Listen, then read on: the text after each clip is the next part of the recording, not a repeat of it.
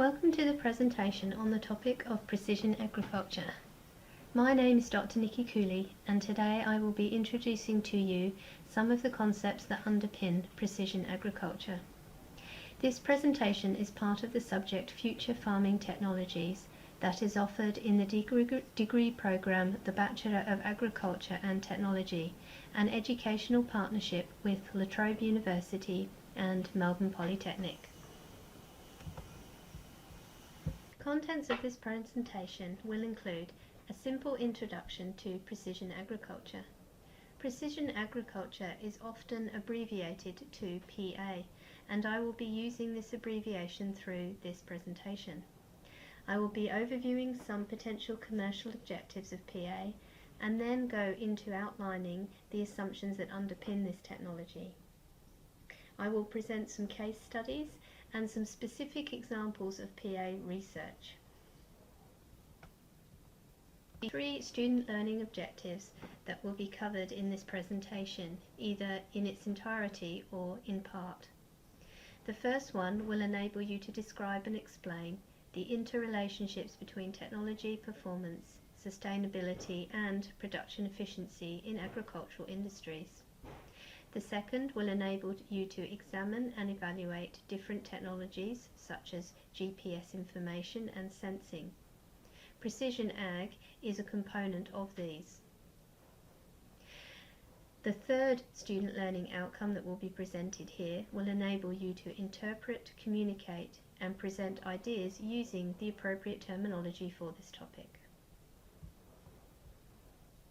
Most crops show some variability in the field environment. This may be evidenced as variation in crop yield, leaf area, photosynthetic capacity, germination, or flowering, or any part of the physiological or growing process. So it's not an unreasonable question to ask, does this variation really matter? How much might it cost my enterprise? If you cannot read the variability or record it, then you have no way of knowing if it is a problem. Therefore, precision agriculture is a management tool that enables the farmer to deal with the variability in their enterprise, in their specific environment. The term precision agriculture originates from a workshop held in Montana State University in 1990. Before this date, it had been referred to as site-specific crop management. Technical definition of precision agriculture. You can describe the process as an integrated information and production-based farming system that is designed to increase long-term site-specific and whole farm production efficiency, productivity and profitability while minimizing unintended impacts on either the wildlife or that of the environment. There are several industries that might use precision agriculture. These include agronomy, or the commercial production of crops, the hydroponic industry, the dairy industry, or industries associated with environmental practices and economics within agriculture. In precision agriculture, you wish to determine your crop variation, and you use a wide range of tools to do this. You want to monitor both your inputs and your outputs. Inputs can be defined by either a direct input, such as nutrition or water, or as an indirect input, like that of nature or the soil. Your desired outputs might include your yield or your economic output. Some of the commercial outputs you might wish to consider monitoring are within season information to the farmer, across season, that is season to season information to the farmer, record keeping and determination of historical significance specific to your enterprise, management and decision making, improved input resource efficiencies, improved inherent farm qualities, and possible climate change adaptation strategies. Some of particularly interesting commercial outputs are those of improved quality. That is always relevant to the industry and the industry's perception of what quality is. Another important commercial output is system optimization. That is, PA may be able to optimize your enterprise in making your climate, your environment, or your location work for your specific market conditions with the resource inputs and capabilities that you have available to you. The ultimate commercial output, though, and one should always consider, is that at the end of the day, you need to make more money if you're going to invest in this kind of technology. Precision agriculture is conducted across 4 major stages. The first is geolocation of your data. The second is characterizing your variability.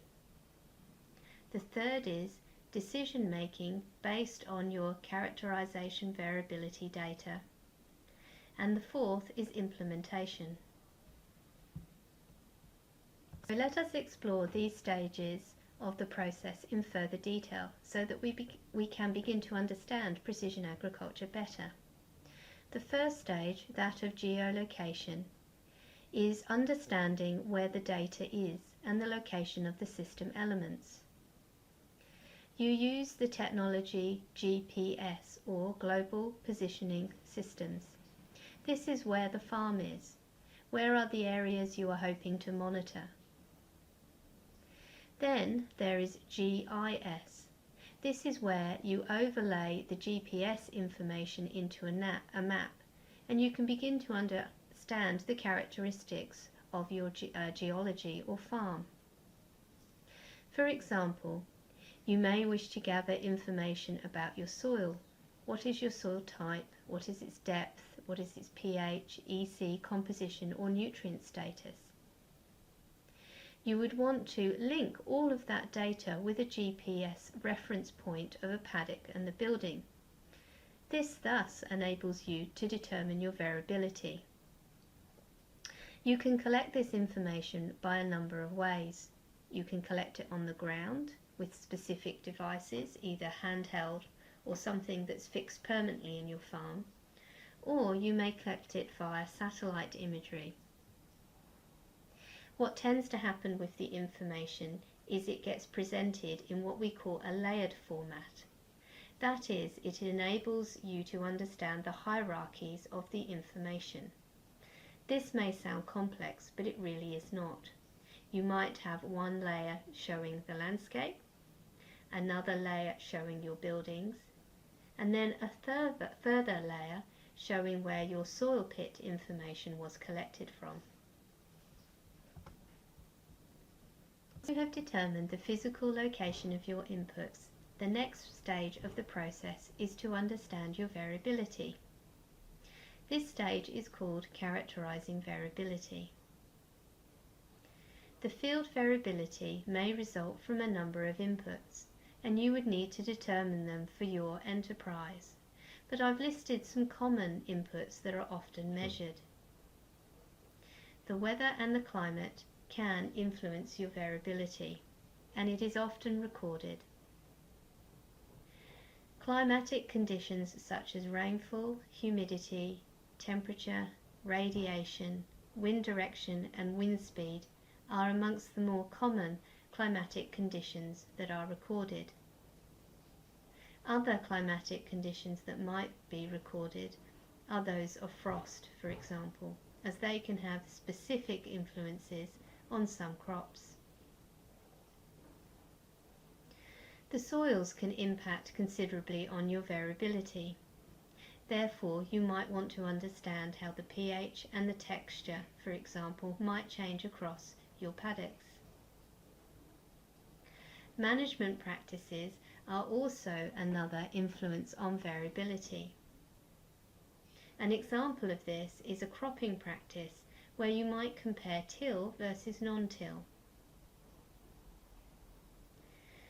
Another common impact on variability is that of weeds, pests and diseases.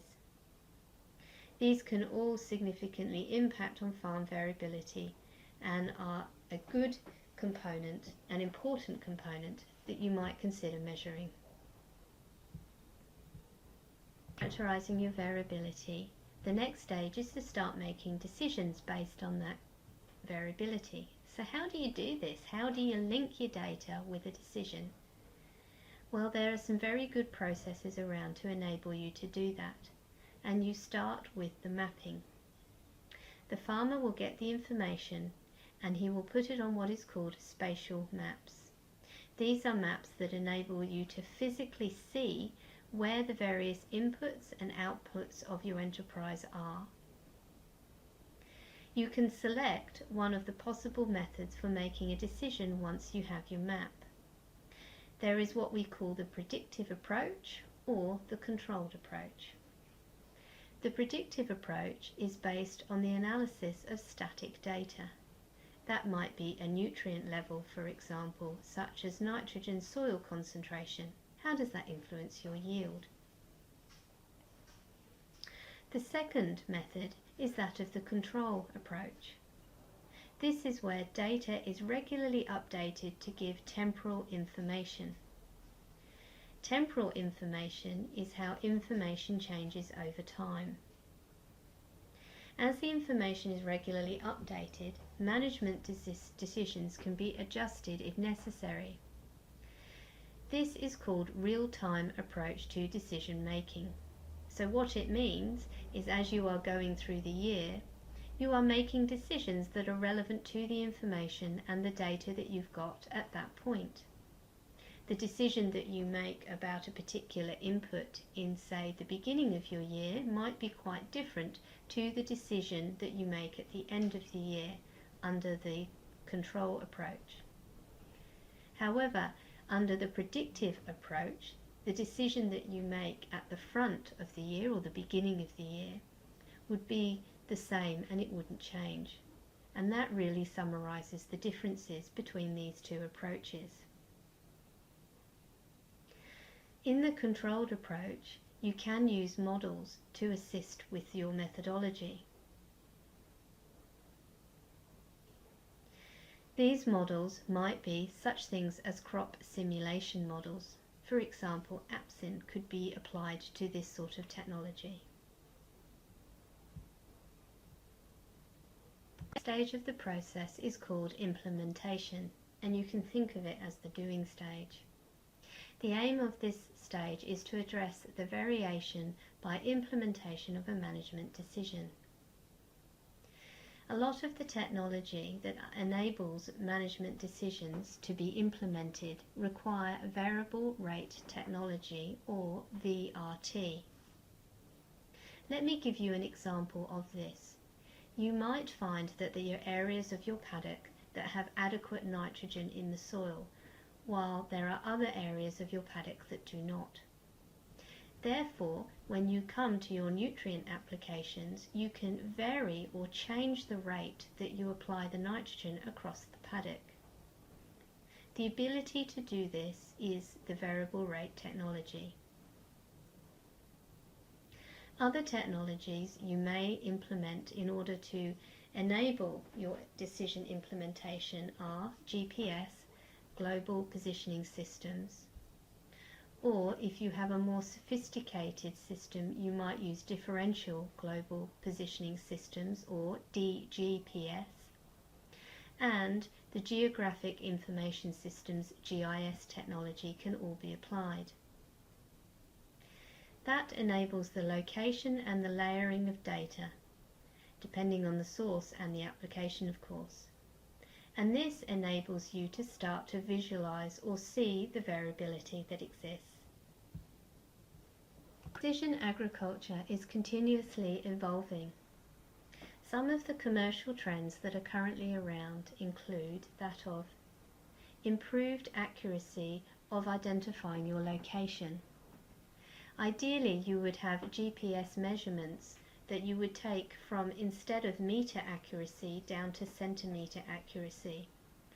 There are a suite of technologies now around that are being implemented commercially which enable this. Once you can get this sort of resolution, your ability to accurately quantify your variation increases. Algorithmic techniques such as real-time kinematics or RTK correlation enable this. This sort of improvement of GPS is required for such activities as strip tillage, fertilization and sowing. Another commercial trend is that of input management. This is having precise fertilizer and/or pesticide applications. Variable rate seeding is another component of input management. Other areas for improvement are solutions for information management. This is perhaps the technology that needs to come the greatest way. Decision making, being able to link your variability with a change in management that results in better productivity. Utilizing yield data better and creating zones better is definitely a key to improving this area. Systems are important in accurate precision agriculture. They can be separated into two types. There is light bar versus auto. In light bar, or what is also called parallel tracking, the farmer will still drive the machine and be guided by the information. The light bar can provide feedback to the farmer. While in auto guidance, the machine essentially drives and navigates itself. It is important to understand that the operator will still be required to turn the machine around and align up the next process. So, what would you find in a typical commercial system? Let us assume that you wanted to improve your weed management by spraying a herbicide efficiently, or you might want to increase your yield variability by variable rate application of your fertilizer NPK. So some of the components that might exist in your commercial system are real-time kinematics, RTK technology, that will comprise of a base station required for the GPS correlations. You might have a tractor that enables a spray nozzle control. You would have variable rate technology. This would allow application rates to be adjusted to a signal or from a sensor feedback.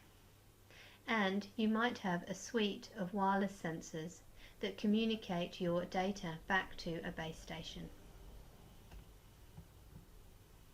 You have a situation where you understand that a specific input is having an impact on your variation. You would use site-specific management to overcome this. So let me use an example to explain this better.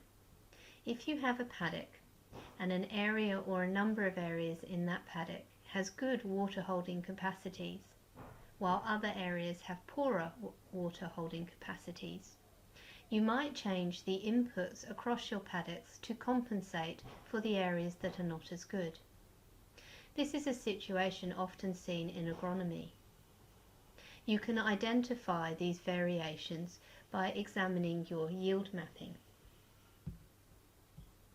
I have long understood about the relationship of soil and how it can increase or decrease your productivity depending on your structure, your texture and your pH.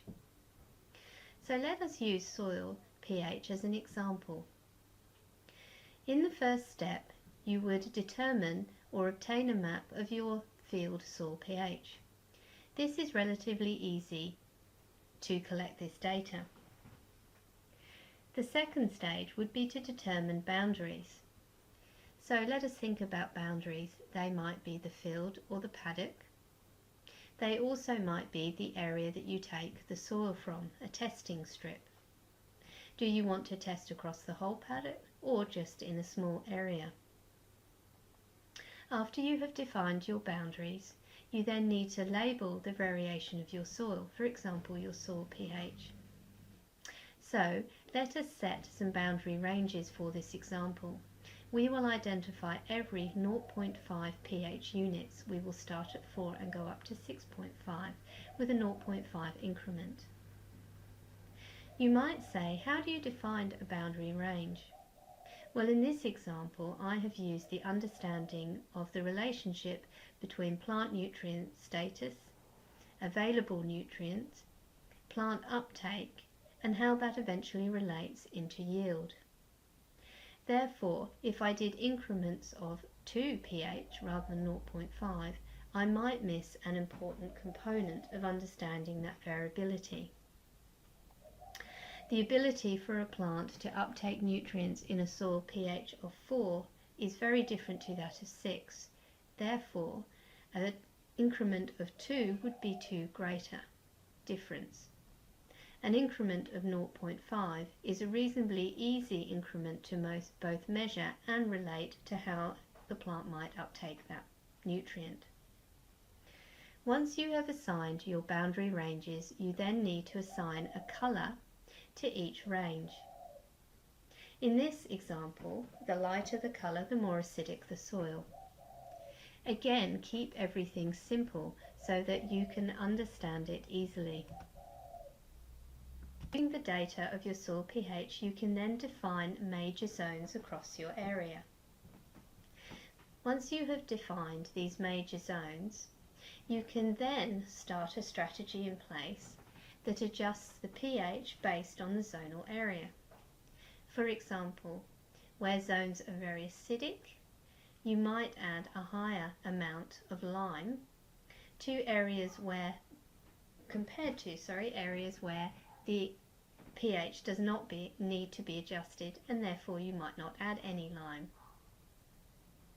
Changing soil pH is of course a very long process and would take years to complete. But that said, eventually you would get your paddock with uniform soil pH. What this would mean to you is that your inputs could all then be more consistent. You wouldn't have areas of the paddock with poor growth versus areas of the paddock with good growth. Now we have understood what precision agriculture is, and we have understood its components and assumptions that underpin it. Let us look at some case studies.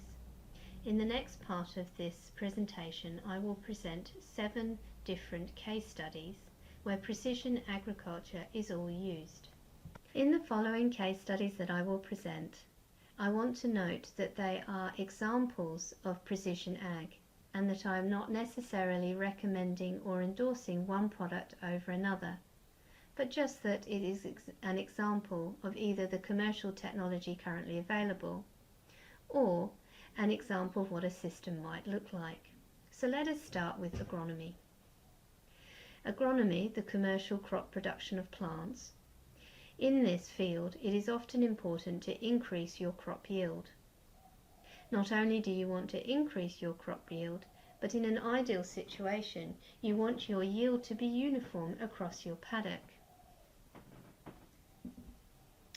In the system that is presented, you would have such commercial services as data acquisition, data processing, and the provision of the data in a suitable format that will enable you to integrate it into your associated crop monitoring system.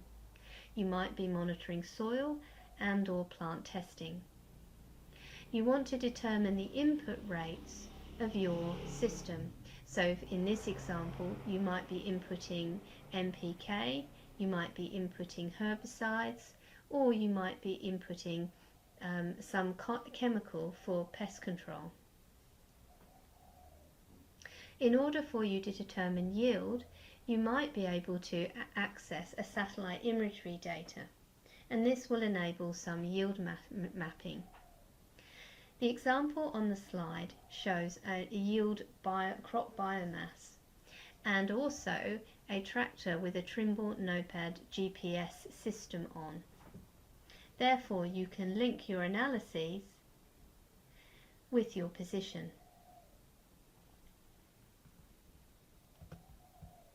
An example of services available from precision agriculture include training farm-ready workshops, online farm-ready workshops, training for advisors and agronomists. These services might look at loss assessment, insurance, and liability industries. They include loss assessment using remote monitoring tools such as satellite imagery and yield mapping, the preparation of professional reports for loss assessors, insurance, and the legal components, as well as expert witnesses in court proceedings. Interest in precision agriculture has increased rapidly with the grain-growing regions of Australia over recent years. Many farmers have invested in machinery guidance systems and yield monitors, but few are using technology to manage spatial variability across farming zones. While this may be partly due to the cost of adopting further PA tools, other contributing factors include difficulties in integrating components, problems with data interpretation, and in using this technology to apply to agronomic solutions.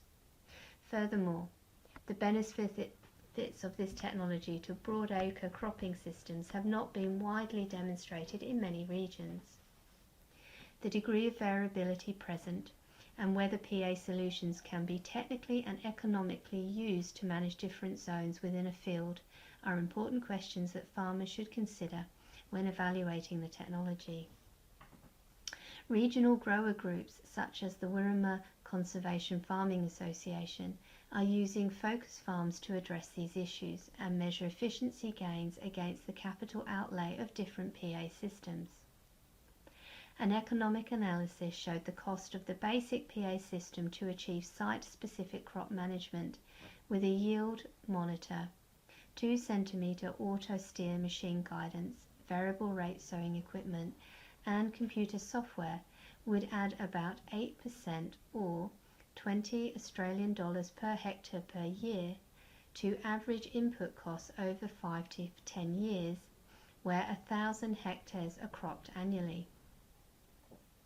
The justification of the extra cost will depend on the situation, particularly the amount of variation present, efficiency gain, yield increases, and/or the value for the individual farmers place on factors like reduced operator fatigue, extended working hours, and certain environmental benefits. PA technology has decreased in cost since its introduction, and if this trend continues, adoption is likely to increase in the future, as this will be supported by ongoing collection of soil yield and field data. Adoption is likely to be enhanced by farmer, manufacturer, and research collaboration to demonstrate the benefits of this technology on a commercial scale. Before investing heavily in PA tools, interested farmers can evaluate the technology whilst estimating the degree of variation present in fields and the potential benefits of PA by engaging contractors and consultants with the appropriate tools and skill sets to deliver this technology. To sum up, there is little adoption of spatial variability technologies across farming zones.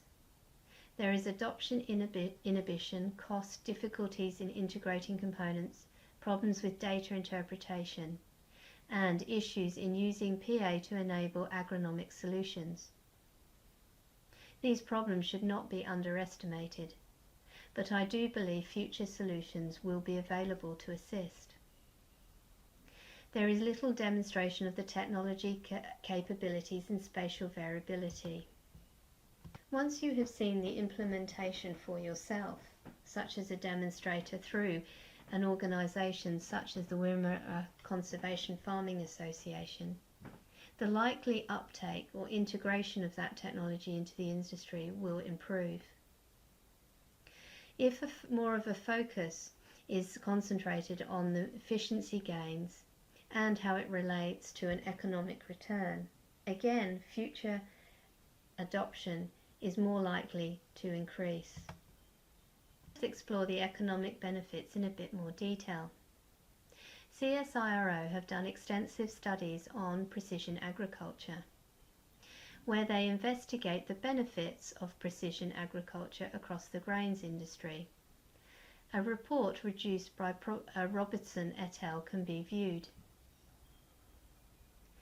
They, in the farm studies, covered a range of agroclimatic regions, Mediterranean uniform and summer dominant rainfall patterns, were compared with cropping systems such as wheat, lupin, wheat, canola, and winter and summer crops. In this case study, different sizes of farms were compared. A small farm, for example 1,250 hectares, to a larger farm of 5,800 hectares cropping program. Various soil types such as shallow gravels to deep cracking clays, and production levels where average yield ranges from say 1.8 to 3.5 tonnes per hectare were all investigated. The farmers had been involved in precision agriculture from somewhere between 2 and 10 years and covered the range of PA technologies that are commonly used by an Australian grain farmer. Among the outcomes of this report, 6 farmers all had invested in guidance and were practicing some form of variable rate management of fertilisers. However, some were using auto steer and tram lining. One was using NDVI and another the green seeker technology and in-season nitrogen management. As such, the data set covered the range of likely situations confronting practitioners of PA in the Australian wheat belt. Each grower was interviewed and the information was collected on the area of cropping program, the crops grown, area of the cropping program in which the PA technologies were applicable, average cropping gross margin, PA equipment purchase, included date and cost, management actions associated with PA technology implementation, the estimated reduction in overlap for tram lining guidance, the rates of fertilisers applied in each zone for zone management, the areas of management zones in each paddock, the rates of fertilisers applied for uniform zone management, yield in each management zone, and growers' opinion of non-monetary benefits of PA. Standard economic analyses by Robertson et al. Was undertaken. These included gross margin calculations and discontinued cash flow analysis. The level of capital investment in PA varied from about 55,000 to 189,000, which is typical at the medium to high end of investment for Australian grain growers. When expressed as capital investment per hectare, cropped it varied by a factor of 3 from $14 to $44 per hectare. The estimated annual benefits from PA range from $14 to $30 per hectare, and consequently the investment analysis showed that the initial capital outlay was recommended within 2 to 5 years of the outlay, and in 4 out of the 6 cases within 2 to 3 years. Paddock scale data where yields and fertiliser rates are recommended for uniform and variable rate technology managed strips. Benefits due to reduced overlap of spraying technology were typically in the order of 10% savings on spraying.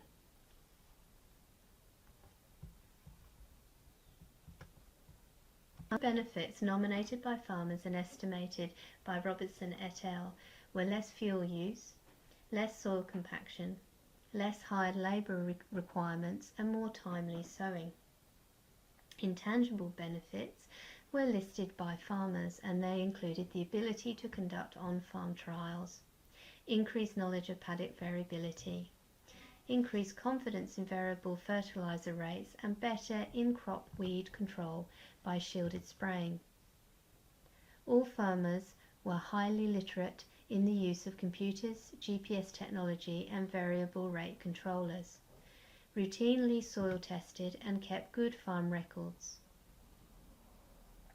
All invested considerable time in setting up their system in the beginning, with considerable teething problems in some cases were mooted, but ongoing labour demands were minimal. Some did not use a consultant, while others placed heavy reliance on consultants for zone differentiation, yield map processing, and variable rate map production. Robinson et al. Also found that while a number of farmers were trialling variable rate technology in test strips within paddock, it seems that very few have taken the jump into the full commercial implementation of VRT at the time of the publication of the report. This study was the first in its kind to estimate both the economic benefits of PA and to do that in a commercial context. It demonstrates that the Australian grain grower has adopted systems that are profitable and are able to recover the initial capital outlay within a few years, and they see intangible benefits from the use of this technology. While the results here will go some ways towards informing the debate about profitability of PA, it also illustrates that the use of and benefits from PA technology varies from farm to farm in line with the farmer practices and the individual circumstances of that enterprise. Variation in monetary benefits from the farm to farm could be explained by 1. Whether or not starter fertilizers were being varied, and not just nitrogen top dressing, and 2. By the degree of the within paddock yield variation. The gap between average farm yields and yield potential ceiling must shrink during the next 30 years because the yield potential of tropical rice and maize appears to be stagnant, and wheat yield potential is increasing more slowly than expected increase in demand, as cited by Kasserman report in 1999. Hence, achieving consistent cereal yields that exceed 70% of the yield potential barrier depends on sophisticated management of soil and water resources and applied inputs. A PA approach is required to ensure that the requisite resources for crop growth are available and crop production needs are met without deficiency or excess at each point in time during the growing season. Precision management can be applied uniformly to an entire field or by exact timing and placement of a particular field operation, or it can involve site-specific management within a field to account for the variation in soil processes, crop resource requirements, pests and diseases. Site-specific management that relies on variable application of an input or management operation is most relevant to a large-scale agriculture in which field size and within-field variation are great enough to justify the cost of needed equipment. In most developed countries, this technology is presently available and allows application of seed, nutrients, water and pest control measurements to meet the specific requirements of each location within a field. Theory predicts increasing fertilizer use efficiency from site-specific varies uniform nutrient application as the magnitude and negative skewness of variation in native soil nutrient supply increases and as yield levels approach the yield potential ceiling. Simulations also predict a reduction in nitrate leaching from improved nitrogen fertilizer efficiencies with site-specific management. In practice, the validation of the theory has been difficult to achieve. When one compares studies, uniform versus site-specific nitrogen application in irrigated maize, for example, found a significant yield increase from site-to-site application in one of the 12-year comparisons and a negative yield response in another. No yield difference can be observed in the other 10 comparisons, and the amount of nitrogen applied was similar using both methods. Despite detailed soil sampling developed site-specific nitrogen application guidelines, the authors, Kasserman et al., attributed the lack of response to the inaccuracy in prediction of nitrogen fertilizer requirements by present methods of soil testing and do not account for the dynamic controls on soil, fertilizer nitrogen and availability of crop nitrogen. Although theoretical estimates of economic and environmental benefits from site-specific development of variety or hybrid, plant density, nutrients, pest control measures and irrigation are large, successful implementation by farmers will require accurate data and spatial variability in soil properties, pests and disease incidents, and crop physiological status, as well as exact knowledge of crop response in variability. Remote sensing capabilities are under development that may improve the accuracy and reduce the cost of real-time measurements of spatial variability in crop physiological status and pest pressure. In contrast, detailed knowledge of the ecological processes governing crop response to interacting environmental factors is not sufficiently robust to make accurate predictions of site-specific input requirements or the expected outcome from their application. The knowledge gap is the key limiting factor to adoption of site-specific management in large-scale agricultural systems in developed countries. In developing countries, the need for PA also will be critical to achieve cereal yield increases that must approach yield potential levels in the major production systems. Because yield size is typically less than 0.5 hectares, precision agriculture will involve field-specific management practices. Recent on-farm studies of double crop rice systems in several Asian countries document tremendous field-to-field variation in native soil nitrogen supply within small production domains in which soil properties are similar. For example, grain yields without applied nitrogen range from 2,400 to 6,000 kilograms per hectare in 42 different rice fields surrounding one village in the Philippines. And the variation was attributed to the differences in the soil nitrogen supply.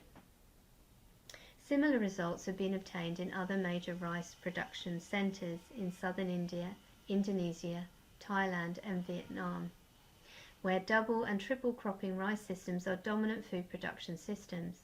In all of these cases, the large variation in soil supply was not associated with differences in soil organic matter content, total nitrogen, or other measures of soil nitrogen availability. This is consistent with results from long-term experiments on double and triple rice systems. Hence, the same process for accountable and subtle changes in soil organic matter composition in the long-term experiments may influence soil supply in the areas where continuous integrated rice cropping systems are dominant cereal production systems.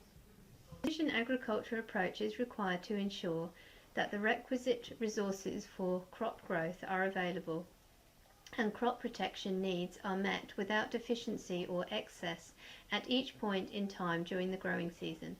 Precision management can be applied uniformly to an entire field by exact timing and placement of a particular field operation, or it can look at impacts of ecophysiological processes governing crop response to interacting environmental factors is not sufficiently robust to make accurate predictions of site-specific input requirements or the expected outcome of their application to enable thus optimization. Sustainability of agricultural production in the 21st century, both in industrialization and developing countries, benefits from the integration of farm management with information technology such that individual plants, rows or subfields may be endowed with a singular identity. This approach approximates the nature of the agricultural process to the engineering of the industrial processes. In order to cope with the vast variability of nature and the uncertainties of agricultural production, the concept of crop biometrics is defined as the scientific analysis of agricultural observations confined to spaces of reduced dimensions and known position with the purpose of building prediction models. This article by Francesco, 2013, develops the idea of the crop biometrics by setting its principles, discussing the selection, the quantization of biometric traits, and analysing the mathematical relationships among measured and predicted traits. Crop biometric maps were applied to the case of a wine production vineyard, in which vegetation amount, relative altitude in the field, soil compaction, berry size, grape yield, juice pH, and grape sugar content were selected as biometric traits. The ecological potential of grapes was assessed, with a quality index MAC defined as a combination of titratable acidity, sugar content, and must pH. Prediction models for grape yield and quality were developed for high and low resolution maps, showing the great potential of crop biometric maps as a strategic tool for vineyard growers, as well as the crop managers in general, due to the wide versatility of the methodology proposed. Wine production, vineyard, canopy cover, and quality attributes were all explored.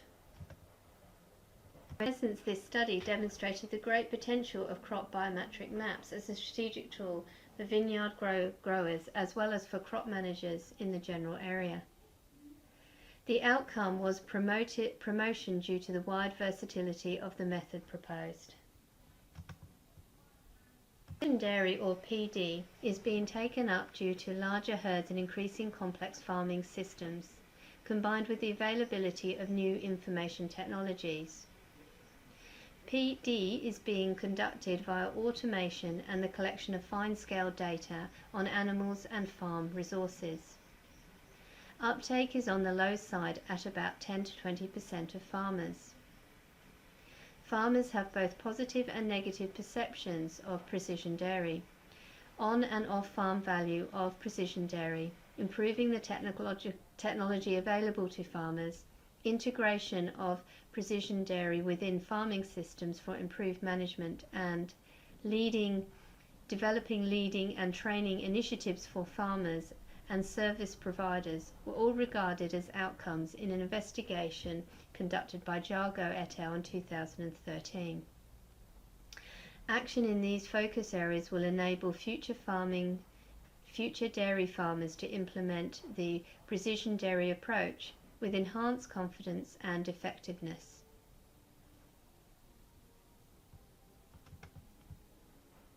Agriculture is behind in the adoption of information technology. Precision agriculture provides the means for obtaining desirable business goals like product quality, reduced labour cost, and balanced product mix in precision dairy. The research presented here describes the use of dairy management information systems implemented by SAE Afflicum to illustrate the applicability of systems in precision agriculture. Findings suggest that the adoption of the Six Sigma-based dairy management information systems supports 4 to 5 propositions, that is, reduced product defect, optimal product mix, quality and effectiveness of dairy production. In agriculture is applied to the viticulture industry. It is referred to by the term of precision viticulture, or PV. A paper by Agronomy et al. In 2013 uses the ARP copyrighted system to reduce the cost of soil survey for PV. This was published in the Journal of Applied Geophysics in 2013. The goal of this research was to develop and produce to minimize the cost of soil survey optimization, to develop and select the best placement of sampling sites to employ for soil profile description and analysis in viticulture. In this respect, devoted tests were conducted in a 3.5 hectare vineyard located in Tuscany in central Italy. The ARP system produced a closed space measurements of georeference values in apparent electroresistivity, or ER, related approximately to 0.5 meters depth. A fast soil surface sampling was contemporarily carried out for analyzing moisture, particle size distribution and electrical conductivity. Relationships between soil properties, elevation and ERA data were analysed along with a comparative investigation about the costs for soil description analysis and ARP survey. The results of these findings correlated soil property or clay to ERA and was then employed for evaluating its predictability starting from the different combinations of reduced ARP measurements and sampling sites chosen by regression-driven methodology and by ESAP sampling protocols and software. It was noticed that the reduction in the soil sample survey and the loosest soil sampling were correlated. Such a produce can be applied to fields once the geoelectrical calibration phase is performed. Given that the study case can be considered representative of many Mediterranean viticultural districts, the authors are confident that the methodology used here can be used in other places. The findings indicate that ARP on-the-go sensors can be fruitfully supportive alongside traditional soil investigation technologies and thus allow cost reduction for sampling and laboratory analyses. This case study based in viticulture. Vineyard management zones were delineated using early grape sampling processes. The aim of this was to investigate if profitability could be increased by linking the vineyard zone to quality requirements reflecting in the field variability. Evaluation of how relevant early grape sampling is as a tool for defining within vineyard zonal areas was investigated. The outcomes of this research showed that zone delineation using post-veraison data was proved to be enologically relevant. Zone delineation is dependent upon the timing data collection after veraison. This research may be useful for many farmers and researchers and extension personnel working in precision viticulture. Of technology adoption is influenced by profitability and farming ability to bear risk, as was cited in the following paper, investigating timing of precision agricultural technology adoption in the US cotton production. There is a range of farmer acceptance to try new technologies. The research here understanding the factors influencing early adoption of PA technologies is important for anticipating technology diffusion over time. The results suggested that different factors influence the cotton farmers' adoption of this technology. For example, land ownership was associated with the timing of the adoption of the technology. The farmer age was correlated with the timing of some of this technology uptake, as was the ability for the information from consultants to be communicated with the farmer. The only factors correlated with early adoption of all of the three technologies that were investigated in this research were benefits that precision agriculture would improve environmental quality and the adoption of at least one other PA technology. Thus, the take-home message is that the potential for improved environmental quality appears to be a strong adoption motivator across PA technologies in this area. In 2002, looked at the overview of worldwide development and current status of precision agricultural technologies based on literatures generated mainly during the past 2 years. The topics that they investigated included natural resource variability, variability management, management zone, impact of precision agriculture technologies on farm productivity, profitability and environmental engineering innovations in sensors, controls and remote sensing. They also looked at information management, worldwide adaptations and adoption trend of precision agricultural technologies, along with the potential of these technologies in the modernizing agriculture in China. They concentrated on spatial and temporal variabilities.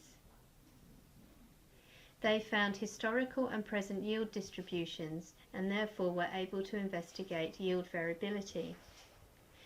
Field variability, they looked at field topography, elevation, slope, aspect, and proximity to field boundary and streams. Their investigations into soil variability looked at NPK, calcium, magnesium, iron, manganese, and zinc and copper. Soil fertility as provided by manure, soil physical properties such as texture, density, mechanical strength, moisture content, electric conductivity, soil chemical properties, pH, and organic matter. Crop variability was investigated, and this included crop density, crop height, crop nutrient status for NPK, calcium, magnesium, iron, and manganese. Zinc and copper, crop water status, crop biophysical properties, as well as leaf area index, photosynthetically active radiation that was intercepted in the canopy, along with biomass, crop leaf chlorophyll content, and crop gain quality were all investigated. Weed infestation, insect infestation, nematode infestation, disease, wind, and hail damage were also looked at and monitored. Tillage practice such as crop hybrid, crop seeding rate, crop rotation, fertilizer application, pesticide application, and irrigation patterns were also investigated. Managing the variability was found to be achieved by two approaches. They used a map-based approach and a sensor-based approach. They set up managemental zones. Site-specific applications of agricultural inputs were implemented by dividing a field into smaller management zones that are more homogeneous in properties of interest than the field as a whole. The outcomes of this very extensive and quite robust research. Well, they found that precision agriculture allows precise tracking and tuning of farm production. PA technologies provide Chinese farmers with the opportunity of challenging the distribution and timing of fertilizers and other agrochemicals based on spatial and temporal variability in the field. Farmers can make economic analyses based on the variability of crop yield in a field to obtain accurate assessment of risk. For example, a farmer could verify that for 70% of the time, 75% of barley grown in a field would yield 3.8 tonnes. By knowing the cost of inputs, farmers can also calculate the cash return over the cost for each hectare. Certain parts within a field which always produce below break-even line can be isolated for the development of site-specific management strategies. The economic benefits resulting from PA, however, have proven difficult to measure compared with variable rate technology. With uniform rate technology for phosphorus application on rice and soybean rotations in certain areas, were found that the profitability of the VRT technology was highly sensitive to both the residual P and the soil clay content in that given environment. Even when VRT was found profitable on silt loam fields, switching from URT to VRT during a 10-year planning horizon may be unadvisable, as increased revenue from yields does not cover the cost of VRT implementation in some regions.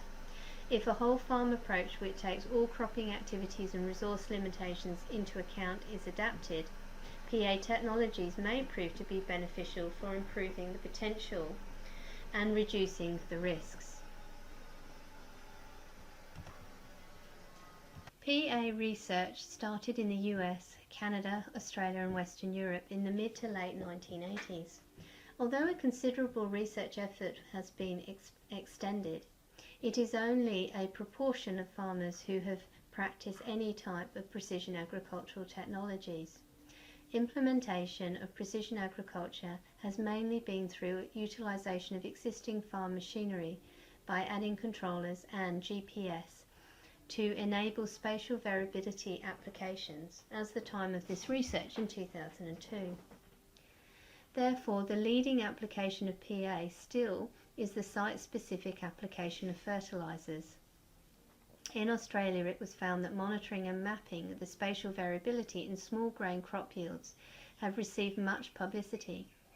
Crop yield monitors are available for potato, peanut and forage harvesters, and still under development for cotton harvesters to monitor the quantitative and qualitative parameters. The total number of grain yield monitors operating in Australia is below 200 at present. Comparing that to the USA, which has between 5,000 and 10,000 operating units as in 2002. The movement towards PA in Australia is considered not strong. However, this research was conducted in 2002 and changes to the industry are slowly implementing. Interesting comparison. Now let's compare that of Japan. In Japan, the Ministry of Agriculture has started to invest in precision agriculture research projects focusing on sensing and controls related to agricultural mechanization. Japan is characterized by a small-scale and labor-intensive agricultural base on individual plant management. Japanese agriculture has faced many serious problems during the past 2 decades, including rice production surplus, rapid reduction in agricultural workforce, shift in farmers' age group, and growing environmental concerns. Japanese agriculture is diverse in field size, crop variety, field elevation, water management schemes, climate, soil, and the like. It was believed that PA technologies can fit into different farm scales only after a reorganization of the agricultural structure. Well, that brings us to the end of the case studies. And just to summarize, in principle, what we have covered in this presentation, I hope you now can describe precision agriculture and the elements that enable the process, as well as some of the underpinning assumptions. I'm hoping that you are also aware of a number of industries, both in Australia and outside Australia, and how different industries are using precision agricultural systems differently to either enhance their efficiency or their economic advantages. I hope that we have both covered in some detail using the case study some reasons why PA isn't taken up and other reasons why it is. Therefore, you are beginning to have an understanding of the barriers of adoption. Thank you very much for taking the time to listen to this presentation.